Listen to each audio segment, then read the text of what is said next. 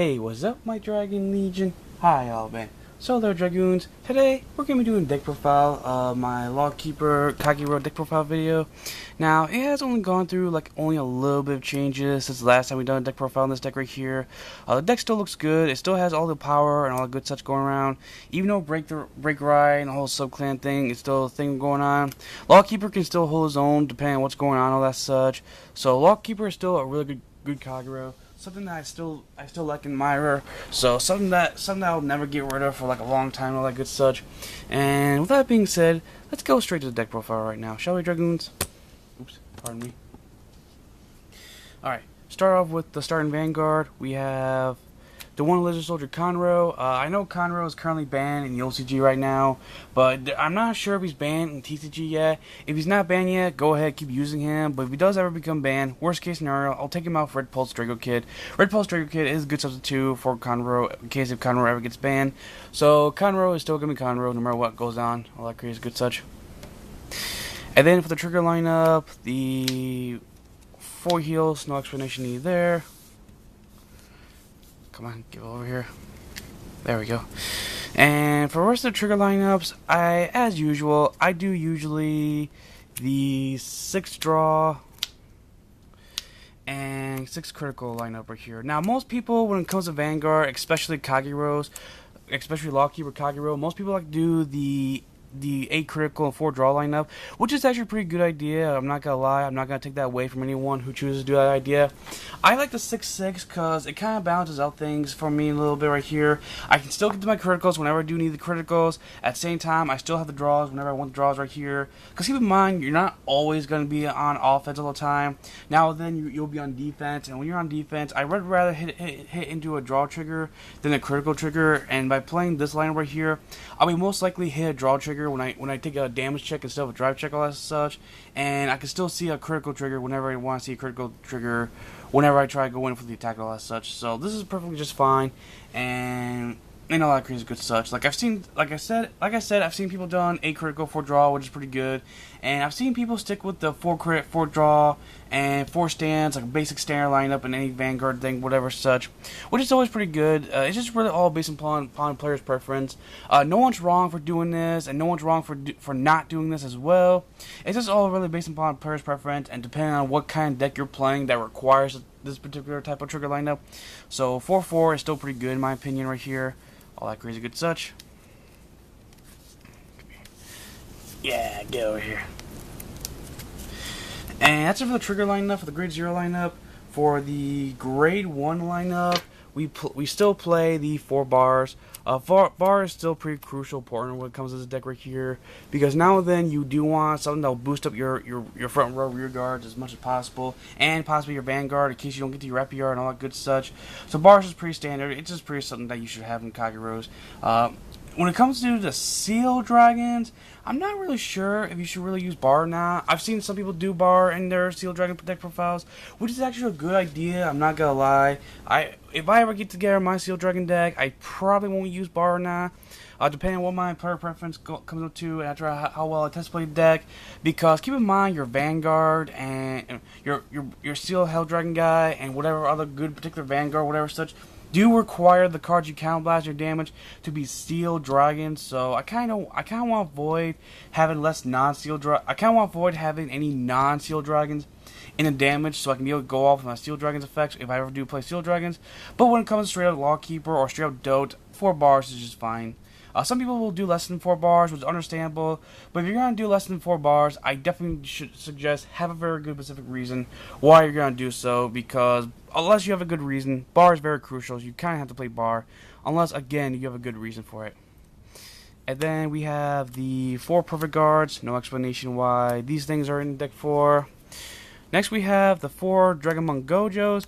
Gojo is very important right here because he can either be another backup bar, or he can be something to help you get your options out easier. His ability to allow him to pitch, the ability to pitch a card, draw a card as long as you rest him is always pretty good. Helps you get your resources out faster and helps you get your stuff out sooner and all that crazy good such. So Dragonmon Gojo is still pretty good and all that crazy good such. Now I've seen some people in their Kagero decks, whether it's Dote or Lawkeeper, use that one new Seal Dragon where by just calling him, you pitch card, draw a card, card, and that's about it. Right off the back, and you only do that only once, whatever, which is always a good thought. That's actually a good thought because by doing so, you get that ability and you still get a decent booster, boosting up your front row rear guards, which is always pretty good right here. I would try them out, but I don't have them on me right now. So what you see is what you're gonna get pretty much so far right here. And to finish out the Grade 1 lineup is the two copies of Lizard Soldier Rapier. Now, Rapier is pretty much Lawkeeper's best friend right here. His partner, fighting partner in crime, whatever such. Rapier is pretty good because when you boost it, because your Lawkeeper has that limit break ability, where all your opponent's rear guards are gonna be gone till your turn ends, which is very good because Rapier can give your Lawkeeper the extra support he needs. And Lawkeeper by himself, Lawkeeper by being boosted by this guy right here, will have a total power of 2,300, and that's not even counting your twin drive check, which is very amazing. Rapier just helps your Lawkeeper get in there real well. Now only 2 instead of 3 or 4, because as much as I want to see this guy, I don't want to run in situations where I dead draw on this guy, where I would rather have Monk, Barry, or Bar when those occasions come over here. 2 is just fine, and I do play Conroe, so Conroe switches this guy out pretty fast and pretty well no matter what comes up and all that crazy good such. So Rapier is just a pretty good card all around. I've seen some people play this one Salamander guy that has an ability that whenever he boosts he's a great one, by the way. He has that ability where if he boosts a Kagero unit and the attack is a hit, you can put him back in your deck and shuffle your deck and then retire one of your opponent's great ones, which is a pretty good idea right here. That guy is really good because not only can be used in Kagero Lawkeeper, but he can pretty much use in, well, pretty much almost any Kagero deck right now at the moment right here. Now, just like that one Flame Dragon guy or Steel Dragon guy, I don't have him right now at the moment. So this is what you're going to get right now for the moment. But this is pretty much good right here. So that right there was my Grade 1 lineup. Looks pretty good right here. And as soon as I wrap all this up, now we can all move right straight to the Grade 2 lineup. And as for the Grade 2 lineup, we're going to be playing 4 copies. Ooh, got a little stuck right here. There we go. We're gonna be playing 4 copies of each of the 10K Grade 2 Vanillas, 4 Dragon Knight Nahams, and 4 Cross-Shot Gaps. Now, the reason why this is very important right here, because with Lawkeeper Kagero, it's all about putting that pressure on your opponent right here. It's all about established field presence and a lot of good such. When you go off your Lawkeeper, it's very important that you have some very strong, powerful Grade 2s to get in your attack side easier, a lot of good such. So when you get this going on, all you really need is Lawkeeper, and you should be just fine. And you get your stuff rolling pretty fast, really good. And you can even if you don't go off with Lawkeeper, you can always use these guys to beat down something serious going on.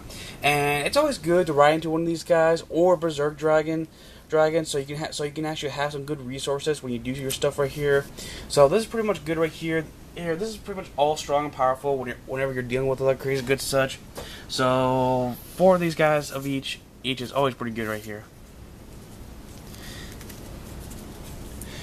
And to finish out the Grade 2 lineup is 3 copies of Berserk Dragon. Now Berserk Dragon is pretty much a Blaster Blade effect right here. When you ride or call him, counter blast 2 cards, target 1 Grade 2 below rear guard, and retire one Grade 2 lower unit your opponent controls. Now this effect is pretty good right here. Like, you don't really need this effect too much as long as you have Lawkeeper going on. But it is a good thought to consider because keep in mind when you bind units with Lawkeeper skill, and if they have to retire one of those binding cards, whatever such, they get to choose among those binding cards to go to the drop zone right here. Whereas Berserk Dragon, you can immediately take care of that one card that you don't want to deal with pretty well. Just counter blast 2 cards, and you'll get rid of that one unit in particular right here. I play 3 because I do want to see this Lawkeeper. I do want to see at least one Berserk Dragon as much as possible, because a lot of times when I do my drive checks or damage checks, I will lose a Berserk Dragon, all that crazy good such. So Berserk Dragon is always pretty good. 3 is just fine. You don't need to go overextending and go for whatever such. Now I can understand if it's a different type of Kagero deck why you would go for more than 4 exactly. But I think 3 is just fine, and I do understand why you want to play just 2, because sometimes with 2, maybe a little bit too much, and you don't really need the third Berserk Dragon that much.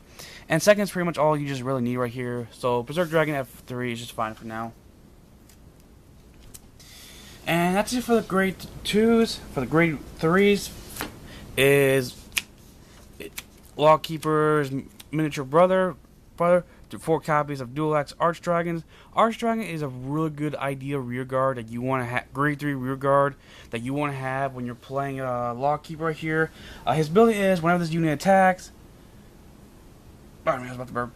When this unit attacks, if the number of rear guards your opponent controls is 2 or less, this unit gets plus 3,000 power until the end of that battle. Now this is pretty good because by himself, as long as you bind with Lawkeeper's effect, he becomes 1,300. But if you do got a decent booster boosting him up like bar or whatever such, this guy just gets in there really well. He helps you set up your field presence a little bit higher. Now you probably don't really need him that much, but there is that occasion where if I don't get the Lawkeeper, this guy does become an actual decent rear Vanguard until I get to my Lawkeeper that creates good such. So Dual Axe Archdragon and Lawkeeper both working together will both help me get some things going and help me get some huge establishments going in the field that my opponent will not expect. So 4 Archdragons is pretty good. And finally, to finish off the deck is the most important card of the entire deck is, of course, the 4 Lawkeepers.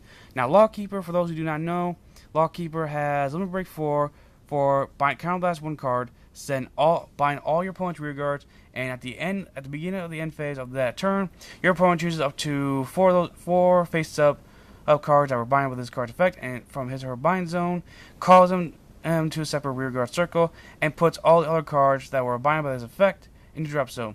When his unit attacks, if the number of rear guards your opponent controls has is 2 or less, this unit gets plus 3,000 power.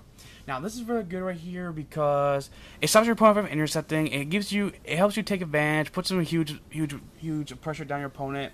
It forces your opponent to use up a good portion of his or her cards in his or her hand in order to block off your attacks by then. And by next turn or so, as long as you play his deck right, you can really get in there for some serious offense and some serious crazy such that your opponent will never see coming and all that crazy good such. And since you have some cards that actually work when your opponent has 2 or less rear guards, this card definitely benefits those cards very well. And all in all, Lawkeeper just helps you get in there very well. It's just a devastating, powerful card that no one wants to mess with every now and then. And yeah, Lawkeeper is just pretty good all in all. So that right there, Dragoons, was my Lawkeeper Kagero deck profile update. It has gone through only a little bit of changes, but every so on and so often, all that good such. Before I end this video right here, I just want to let you Dragoons know that after this video right here, I'm going to be doing a couple videos I'm going to be doing some more videos on my buddy's channel, The Magician Master 100. Shout out to you, buddy. And another channel that my buddy and I share together called the Trading Card Bros. Shout out to that channel as well.